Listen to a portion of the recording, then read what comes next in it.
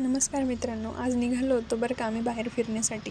ओमला म्हटलं अभ्यास करून खूपच कंटाळा येतोय, चल गाडी काढ, थोडंसं बाहेर राऊंड मारून येऊ, म्हणजे आमची पण आउटिंग होईल आणि गाडीची सुद्धा होईल. बघा गाडी अशी आहे आमची मधून. कशी आहे गाडी आमची नक्कीच सांगा कमेंटमध्ये.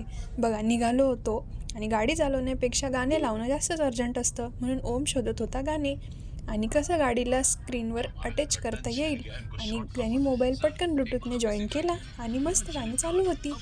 बघा इथे मी होती आणि ओम, आम्ही दोघंच गेलो होतो. बघा रस्ता इतका क्लीन आणि सुंदर होता ना. ऊन मस्त, थंडीमध्ये एकदम छान मजा येत होती. एकदम फुल स्पीडने गाडी नेली होती ओमनी. आणि माझं आवडतं गाणंसुद्धा लावलं होतं. दिवानियत मला गाणं खूप आवडतं, म्हणून त्याने तेच लावलं आधी.